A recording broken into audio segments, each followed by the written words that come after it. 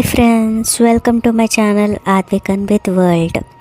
శిఖరం తప్ప ప్రత్యేక ఆలయం అంటూ లేని క్షేత్రమైన లింబాద్రి గుట్ట గురించి ఈ వీడియోలో మనం తెలుసుకుందాము. వీడియోకి వెళ్ళే కంటే ముందు మీరు నా ఛానల్ కనుక సబ్స్క్రైబ్ చేసుకోకొని ఉంటే తప్పకుండా సబ్స్క్రైబ్ చేసుకోండి. Let's get in to the video.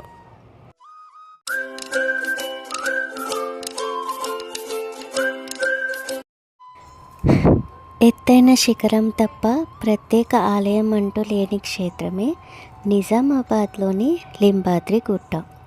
గుహలో స్వయంభూగా కొలువుదీరి సంతాన ప్రదాతగా పూజలు అందుకుంటున్న ఈ నరసింహస్వామి దర్శనం సర్వపాపహరణమని అంటారు. జోడులింగాలు ఉండే ఈ నారాయణ క్షేత్రానికి కొన్ని వందల సంవత్సరాల చరిత్ర ఉంది.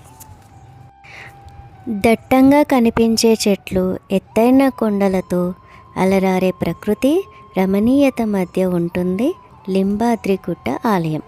ఎత్తైన శిఖరం తప్ప ప్రత్యేక ఆలయం అంటూ లేని ఈ మహిమాన్విత క్షేత్రం నిజామాబాద్ జిల్లా భీమ్గల్ మండల కేంద్రంలో ఉంటుంది. నింబాచలంగాను ప్రసిద్ధిగాంచిన ఈ క్షేత్రంలోకి గుహ మార్గం ద్వారా వెళ్తే రాళ్ల మధ్య స్వయంభూగా వెలిసిన నరసింహస్వామి లక్ష్మీదేవి సమేతంగా భక్తులకు దర్శనమిస్తాడు.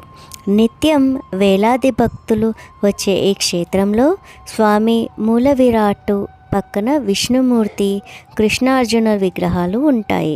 బద్రీనాథ్ తర్వాత ఇక్కడే అలా విగ్రహాలు ఉంటాయని, అందుకే ఈ ఆలయానికి దక్షిణ బద్రీనాథ్ అనే పేరు వచ్చిందని అంటారు.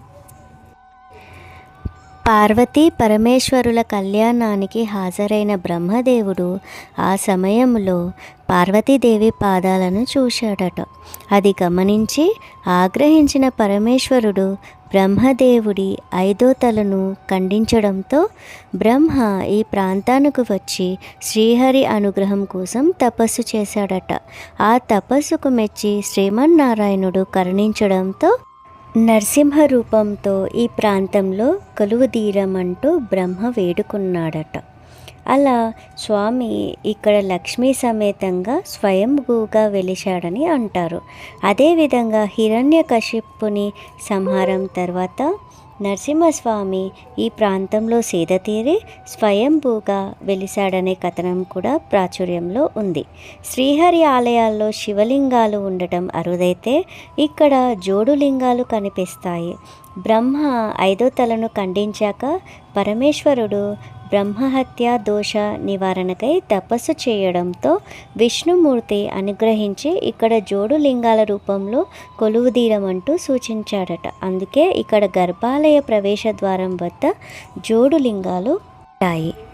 2 అంతస్తులుగా ఉండే ఈ గుట్టలో మొదటి అంతస్తులో స్వామివారి మాడవీధుల్ని, కమల పుష్కరిణిని, కళ్యాణ మండపాన్ని, రథాన్ని, అయోధ్య ఆంజనేయ స్వామి ఆలయాన్ని చూడొచ్చు.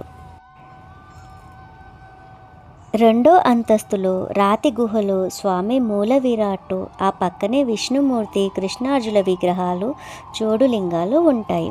ఇతర నారసింహ క్షేత్రాలతో పోలిస్తే ఇక్కడ స్వామి రూపం శాంతంగా ఉంటుంది.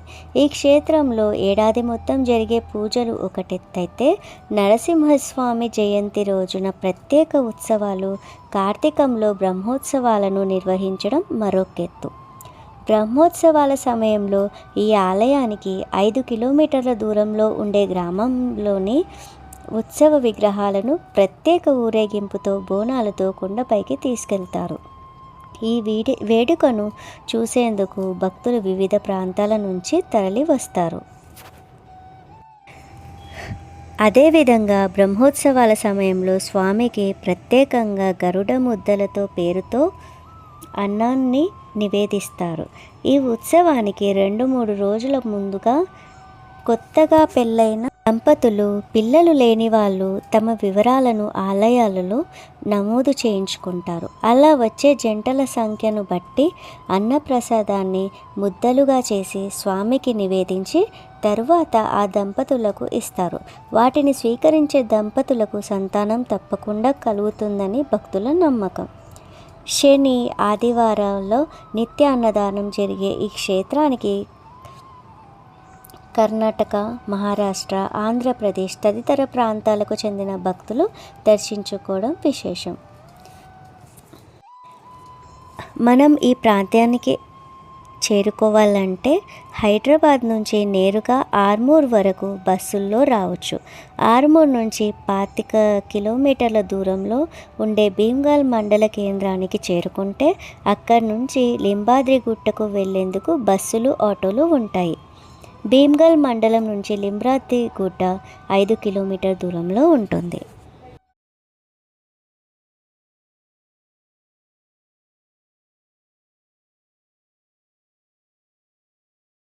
మీకు కనుక ఈ వీడియో నచ్చినట్లయితే లైక్ చేయండి, షేర్ చేయండి, కామెంట్ చేయండి, సబ్స్క్రైబ్ చేసుకోవడం మాత్రం మర్చిపోవద్దు. Thank you all.